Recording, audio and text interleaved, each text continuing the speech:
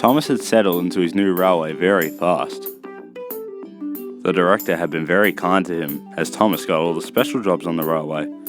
Thomas also enjoyed the company of the coffee pots, but sometimes their failed builds got the better of them. One day, Thomas was shunting in the yard when a man carrying a megaphone came up to him. "Wilbert's in trouble. He has stopped in the middle of the line. His boiler has had a permanent injury," he yelled through the megaphone. "Wait, what?" asked Thomas. "I couldn't hear you over the megaphone screeching." "Wilbert's boiler has had an injury and he is stuck in the middle of the line. The old Thomas is having his side rods fixed at the works. You're the only engine available." "All right," said Thomas, "on one condition." "And what would that be?" asked the man. "The director stops being condescending to me and actually starts fixing his obviously failed engines." The man was shocked. "How dare you speak about a director like that?" "But it's true," said Thomas.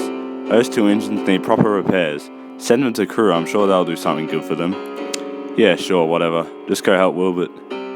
Thomas reluctantly obliged and was on his way to help Wilbert. Meanwhile, as the man said, Wilbert was stuck in the middle of the line, sustaining damages to his boiler while pulling a small goods train. His driver was inspecting the injuries, but he could do nothing. Thomas arrived and coupled up in front of Wilbert. "You alright, little dude?" chuckled Thomas. "I'm quite shaken," he replied. "Just a little shaken." "Tell it to your boiler," laughed Thomas. Wilbert laughed with him but felt dreadful inside. After a few arrangements were made, Thomas set off with the coffee pot and his train behind him. Later, they arrived back with the director waiting for them.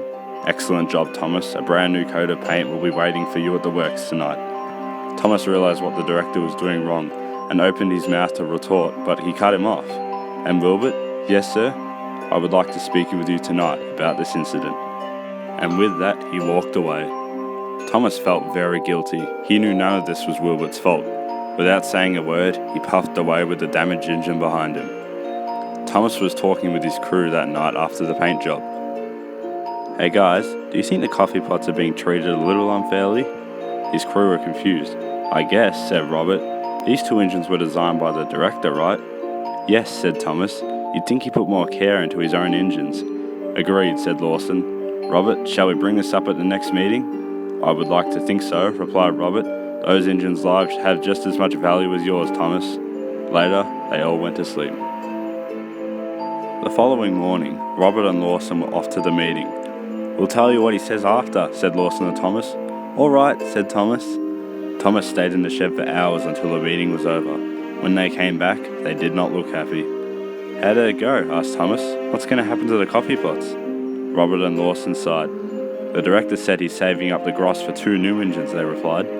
"Why does he need 2 more?" asked Thomas. "There's only 3 stations on this railway." "That's where it gets complicated," said Robert.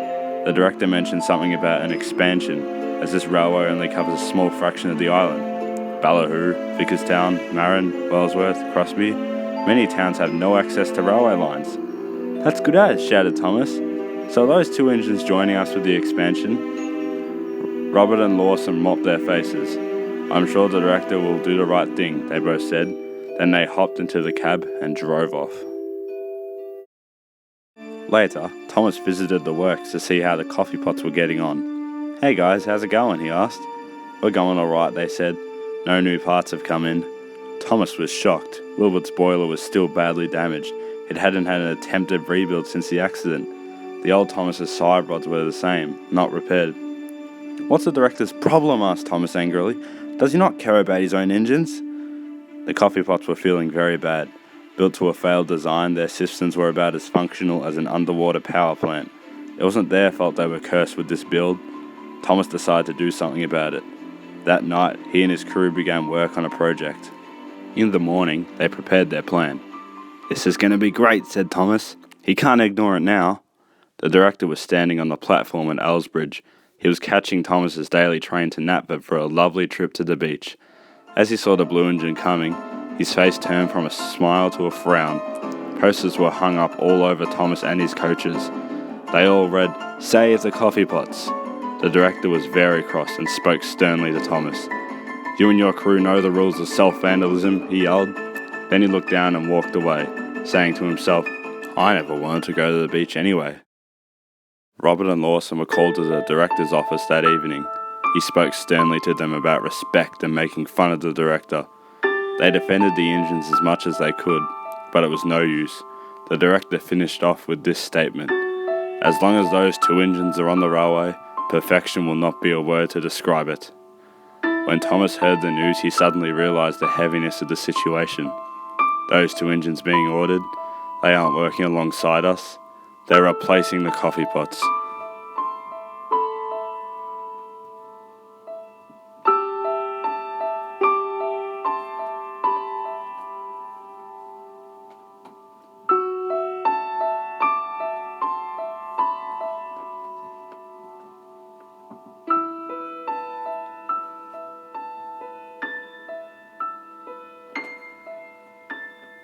There they are.